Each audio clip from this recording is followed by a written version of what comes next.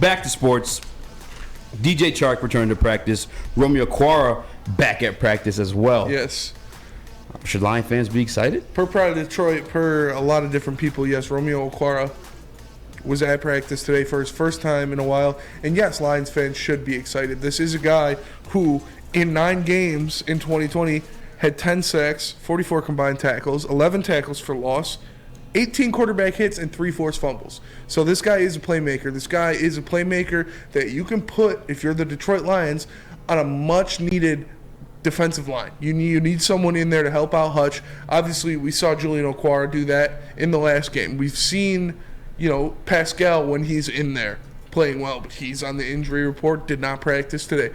We saw John Kaminsky kind of be a flash in the pan when he's in there, but I don't expect a lot out of John Kaminsky. Romeo Okwara was supposed to be your guy. That was your double-digit sack guy. That was the guy that the Detroit Lions paid that money to be a big piece of their defense, and especially getting to the quarterback. So if he can come back, if he can be the player that is, twice the production out of anything else we've gotten on that side of the line so far this season, that will be such a big boost for this Detroit Lions pass rush and this Detroit Lions defense, because it makes it easier for not only Aiden Hutchinson, but for Jeff Okudah, but for Kirby Joseph, because they don't have to wait as long. They don't have to rely on only Aiden Hutchinson getting home, creating pressure, doing what he needs to do. If you get a guy like Romeo Okwara, who's proven, given the snaps, he can be a problem, it doesn't do anything but help this defense. I'm 100% with you. I found myself getting pissed off about it. Like, where is this guy? We're paying him. Romeo, where for out Romeo? Literally, though, man. I mean, he's a 10-sack guy, and that's another thing too. I don't even know what to make of him fully as a player. I know we paid him. I know he had the 10 sacks. I know he looked good at certain points on the Patricia defense. Obviously, we haven't seen him, within this one, but over 4 games worth.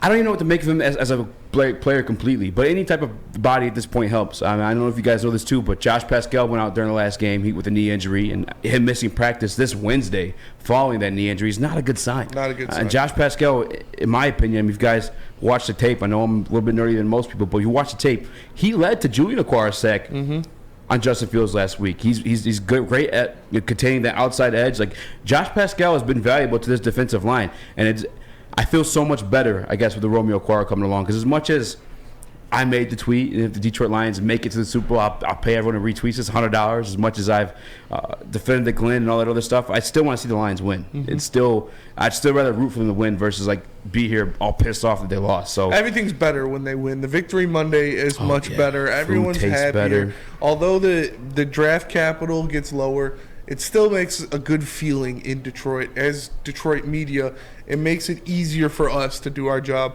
when the Lions are good, when they have things we can talk about that aren't, who are they going to draft in the first round? Yeah. So adding a piece like Romeo Okwara, if he is not severely hampered by that Achilles injury, is huge for that Detroit Lions defense. I think DJ Chark too. Yes. But I think more important, and actually real quick before I move on to the actual injuries though, Sam, what do you got to take on Romeo Okwara coming back and possibly DJ Chark?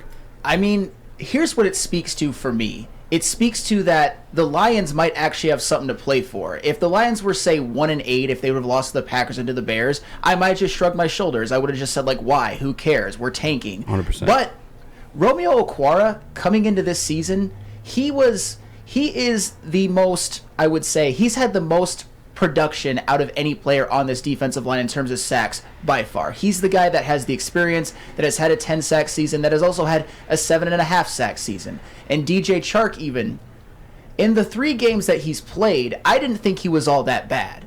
And now, with their wide receiver core so depleted with injuries, you've got Khalif Raymond and Tom Kennedy as your wide receivers 2 and 3. You might need a guy like DJ Chark, especially if the Lions have something to play for. And Romeo Okwara even more so. Aiden Hutchinson needs a bookend defensive end, and Romeo Okwara could be that guy. Charles Harris has been a little bit of a disappointment. Josh Pascal has only played 3 games. John Kaminsky has been hurt, had that hand injury. It's just the Lions need pass rush, and they need a wide receiver, and they might have something to play for going forward. So this is very exciting, and it's something that Lions fans we can talk about now. We couldn't have those conversations a couple weeks ago. We can now. Yeah. 100%. You hit it right in the nose. There's a point that I didn't even make. Like for us winning, that matters more. And like it sucks to like know that they're winning and to think that your team has a chance, but then you're headed into that next week and you see a Josh Pascal out. You see Frank Ragnow, by the way, today not practicing in a boot, which I heard Frank Haley said that I always mess up his name. Hank Fraley. Frank Haley. Well, it's like Frank Haley, or it could be like No, it's Hank Fraley. Hank Fraley, Coach Frank Haley. See, it's easy. It's a good one. I did that one on purpose. It's easy, baby. It's easy, baby. Nonetheless, though, he said that Frank Ragnow told him he wants to play. He expects to play. But we'll see. I mean, when you're in a boot, it's not a good sign. Especially coming up on a week you're going against Dexter Lawrence and Quentin Williams as well. Like on that defensive line for the New York Giants, I get they haven't played the best of offenses, but those guys are terrifying to play against no matter what, in my opinion at least. Oh yeah, and it's Leonard Williams, by the way. Not trying to nitpick, but yeah. No, I appreciate you. No, any help, any reinforcements that this Lions team can get right now, because like I said, this team, if they can continue winning, and the Giants game I think is very winnable, guys like a healthy Frank Ragnow, DJ Chark, and Romeo Okwara can make the difference between a game or two, and that's why I'm so excited about that news. Whereas a couple weeks ago, I wouldn't have given a damn. Yeah, it's big. Like you said, you look at the good pass rushing teams around the league, and they have multiple avenues to get it done. We talked about when we played the Cowboys, what was that, week 5, week 6? They had 8 players on their team with at least 1 sack. They had 5 players on their team with 3 or more sacks. So teams that can produce pressure like that on a regular basis, that is a real game disruptor, have multiple avenues and multiple players to get that done. It's not just Aiden Hutchinson and the Lionettes on that defensive line. You add another piece, a guy you paid for, a guy who has 10 sacks in a season, a guy can get it done in Romeo Okwara. Hopefully he is back and healthy. Hopefully that 21 days comes faster than it should, and he's back out there sooner than later because he's a big piece for that defense. Malcolm with back to full practice today as well too. So I know we spoke about Alex Anzalone and some of the impressive stats that he put up this year, but I'm not gonna lie to you guys. I didn't watch the all 22 on it, but Derek Barnes, I have been impressed. He's been playing well, yeah. And facing an offense that is predicated off the run.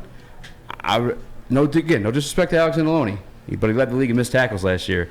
I feel like I might rather have a Derek Barnes headed into this game. I said it last week too. Maybe that's why. I'll just come out and say it. I want Derek Barnes to be better than Alex Anzalone. Me too. I want it to be true. I want it to happen, and I think it'll contribute to us winning football games, or at least looking better on the defense. Who calls the defense if Anzalone's out, though? Malcolm. Yeah. Yeah, for sure. Man, wouldn't that be something? But both things are true when it comes to the Lions linebackers. Malcolm Rodriguez has been the most consistent, best linebacker on the Lions, but Derek Barnes against the Packers played the single best game a Detroit Lions linebacker has played, I think, in the Brad Holmes, Dan Campbell regime. 100%. So those are the guys you want going forward. And if both of them hit, if both of them can keep up what they've been doing, Brad Holmes, my guy. My man. My man. My man. He's right, though. You need pieces like that to step up.